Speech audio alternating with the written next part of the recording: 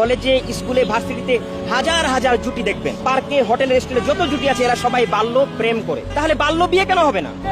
বাল্য প্রেম ঘৃণার কাজ, এটাকে নিষিদ্ধ করুন, এটা বন্ধ করুন, এর জন্য পুলিশ নিয়োগ করুন। আমরা বেভিচার চাই না, আমরা বিবাহ চাই, আমরা বৈধতা চাই। রবীন্দ্রনাথ বিয়ে করেছে না? সে তো বাল্য বিয়ে করেছে। ঈশ্বরচন্দ্র বিদ্যাসাগর সে বাল্য বিয়ে করেছে, তার ছেলে প্রথম বিধবা বিবাহ করেছে। এটা সময় অনেক কিছু আছে, কিন্তু নবীজি বিধবা বিবাহ করে সমালোচনা হয় কেন? আবার দেখুন বঙ্কিমচন্দ্র, সে তো 5 বছর বয়সে মেয়েকে বিয়ে করেছিল। তো এদের ফাঁসির দাবি করতে পারে না, গ্রেপ্তারের দাবি করতে পারে না?